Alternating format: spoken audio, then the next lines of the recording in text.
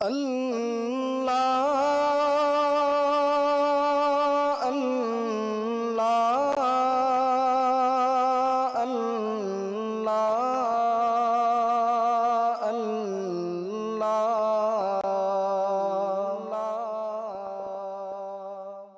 اللہ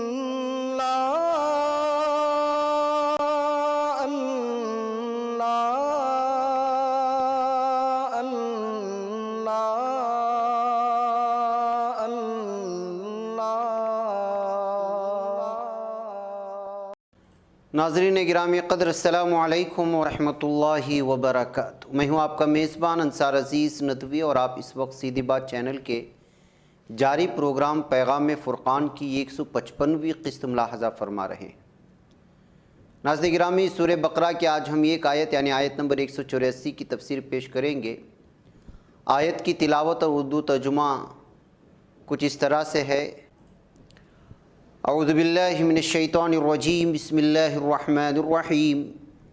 ایاما معدودات فمن کان منکم مریضا او علی سفر فعدۃ من ایام اخر وعلی الذین یطیقونہ فدیۃ طعام مسکین فمن تطوع خیرا فہو خیر لہ وان تصوموا خیر لکم ان کنتم تعلمون۔ یعنی یہ روزے تو چند گنتی کے دن کے ہیں، پھر اگر تم میں سے کوئی بیمار ہو یا سفر پر ہو تو دوسرے دنوں میں تعداد پوری کرے، اور جو لوگ ایسے ہوں کہ ان کے لیے روزہ رکھنا ناقابل برداشت ہو تو ان کے لیے روزے کے بدلے مسکین کو کھانا کھلا دینا ہے۔ پھر اگر کوئی اپنی خوشی سے کچھ زیادہ کرے تو یہ اس کے لیے مزید اجر کا موجب ہوگا، لیکن اگر تم سمجھ بوجھ رکھتے ہو تو جان لو کہ روزہ رکھنا تمہارے لیے بہرحال بہتر ہے۔ ناظرین گرامی، ہم اس آیت کے ایک ایک حصے پر غور کرتے ہوئے اپنی تربیت کا سامان تلاش کرنے کی کوشش کریں گے۔ تو فرمایا گیا ایام معدودات، یعنی چند گنے ہوئے دن ہیں۔ ایامن کے معنی آتے ہیں دن، معدودات یعنی کہ چند گنے ہوئے یا گنتی کے دن، یعنی اس میں بڑی شفقت اور تسلی ہے کہ دیکھو مطلق نہ گھبراؤ، یہ گنتی کے چند دن ہی تو ہیں۔ مولانا عبد الماجد دریابادی رحمۃ اللہ علیہ لکھتے ہیں، یعنی فرض روزوں کی ایک متعین تعداد ہے، جیسا کہ ڈسپلن کا اختصاص ہے۔ یہ نہیں کہ جب جس کا جی چاہے جتنے دنوں کے لیے چاہے رکھ ڈالے۔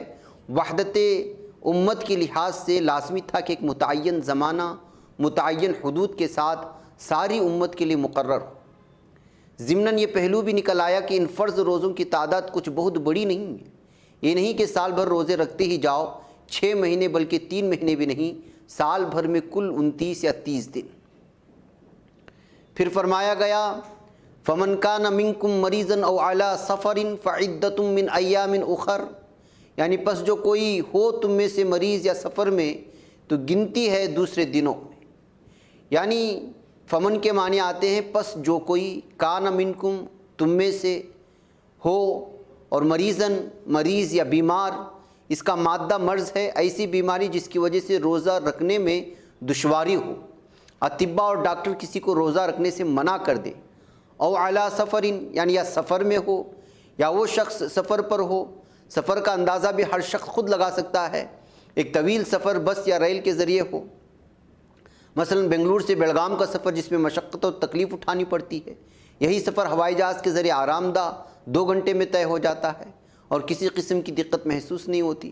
اس آرام دہ سفر میں روزہ رکھنا ہی بہتر ہے۔ فعدۃ من ایام اخر، یعنی تو گنتی ہے دوسرے دنوں کی، پس اس کی گنتی ہے دوسرے دنوں میں، یعنی بیماری سے صحتیاب ہونے یا سفر سے واپس آنے کے بعد ان روزوں کی گنتی پوری کر لو تاکہ تمہارے اجر و ثواب میں کمی نہ رہ جائے، زندگی کے سفر کے اختتام پر اللہ تعالیٰ کے یہاں پورا انعام پاؤ۔ پھر آگے فرمایا گیا ناظرین گرامی وعلی الذین یطیقونہ فدیۃ طعام مسکین، یعنی اور وہ لوگ جو طاقت نہ رکھتے ہوں تو اس کا فدیہ یعنی کہ اس کا بدلہ ایک مسکین کو کھانا کھلانا ہے۔ وعلی الذین، یعنی اور وہ لوگ جو، اور ان لوگوں پر بھی اس کا ترجمہ کر سکتے ہیں، یطیقونہ یعنی طاقت نہ رکھتے ہوں، یعنی کہ جس سے کوئی کام بمشقت اور مشکل سے کیا جا سکے، جیسے کسی نے اس کی گردن میں طوق یا حلقہ ڈال دیا ہو۔ یطیقونہ کے معنی ایسے لوگ جو روزے کی استطاعت نہ رکھتے ہو مگر شدید مشقت کے ساتھ ظاہر ہے کہ یہ وہی لوگ ہو سکتے ہیں جو بڑھاپے کی انتہا کو پہنچ چکے ہوں اور جن کا ضعف اور کمزوری اس قدر بڑھ چکی ہو کہ پیاس اور بھوک ناقابل برداشت ہو جائے۔ فدیۃ طعام مسکین، یعنی تو اس کا فدیہ یہ ہے کہ ایک مسکین کو کھانا کھلا دے۔ اس حسن سلوک سے اللہ تعالیٰ ان کے اجر کو بھی ضائع نہیں فرمائے گا۔ سبحان اللہ، وہ مالک کتنا بڑا مہربان ہے ناظرین گرامی۔ پھر آگے فرمایا گیا فمن تطوع خیرا فہو خیر لہ، یعنی پھر اگر کوئی اپنی خوشی سے کچھ زیادہ کرے تو اس کے لیے مزید اجر کا موجب ہے۔ فمن کے معنی آتے ہیں پھر اگر کوئی تطوع کے اپنی خوشی سے کچھ زیادہ کر لے یا دل کی رغبت سے نیکی کرنا، خیرن کے معنی آتے ہیں خیر، نیکی، بھلائی، فہو خیر لہ، یعنی تو یہ اس کے لیے مزید اجر کا موجب ہے، تو یہ بہتر ہے اس کے لیے۔ مولانا عبد الماجد دریابادی رحمۃ اللہ علیہ لکھتے ہیں اسی ادائے فدیہ کے باب میں کہ یعنی اس قدر مقدار کے ایک مسکین کو کھانا کھلانا تو بہرحال واجب ہے، اب اس میں کوئی اضافہ کرنا چاہے، یعنی ایک شخص کے بجائے 2 شخصوں کو کھلا دے، کھانے کی تعداد بڑھا دے، کھانے کی قسم بہتر کر دے، فدیے کے ساتھ روزے کو بھی جمع کر لے تو اور بہتر ہے۔ خیر خیرات، فیاضی و سیر چشمی، حسن سلوک و حسن معاشرت کی تاکید تو اسلام میں ہمیشہ اور ہر حال کے لیے موجود ہے، لیکن رمضان مبارک میں اس کی اہمیت اور زیادہ بن جاتی ہے۔ چنانچہ ماہ مبارک کے ختم پر یا ختم سے ذرا قبل جو صدقہ فطر واجب بتایا گیا ہے، اس کے آس پاس کا کوئی کلمہ گو بھوکا نہ رہنے پائے، وہ اس سلسلے کی ایک اہم کڑی ہے۔ رسول اکرم صلی اللہ علیہ وسلم کی فیاضی، سخاوت، جود و کرم میں اپنی نظیر آپ تھے، تاہم متعدد حدیثوں میں آتا ہے کہ اس ماہ مبارک میں آپ کا جوش کرم بہت بڑھ جاتا تھا اور آپ صلی اللہ علیہ وسلم فیاض سے فیاض تر ہو جاتے تھے۔ پھر فرمایا گیا وَأَن تَصُومُوا خَيْرٌ لَكُمْ إِن كُنتُمْ تَعْلَمُونَ، یعنی اور یہ کہ تم روزہ رکھو تو یہ بہتر ہے کہ تمہارے واسطے اگر تم سمجھ بوجھ رکھتے ہو، یعنی اور یہ کہ تصومو یعنی تم روزہ رکھو، تم روزہ رکھتے ہو، خیر لکم یعنی یہ بہتر ہے تمہارے واسطے، ان کنتم اگر تم ہو، تعلمون کے معنی آتے ہیں سمجھ بوجھ رکھنے والے، یا تم جانتے ہو، تمہیں معلوم ہونا چاہیے کہ روزہ رکھنے کے فوائد و انعامات بہت سے ہیں، ہاں بامر مجبوری اسے چھوڑا جا سکتا ہے۔ ناظرین گرامی، اگر آیات کی حکمت اور بصیرت پر روشنی ڈالی جائے تو اسلام کی پاکیزہ تعلیمات جسم و روح کی حفاظت کرتی ہیں۔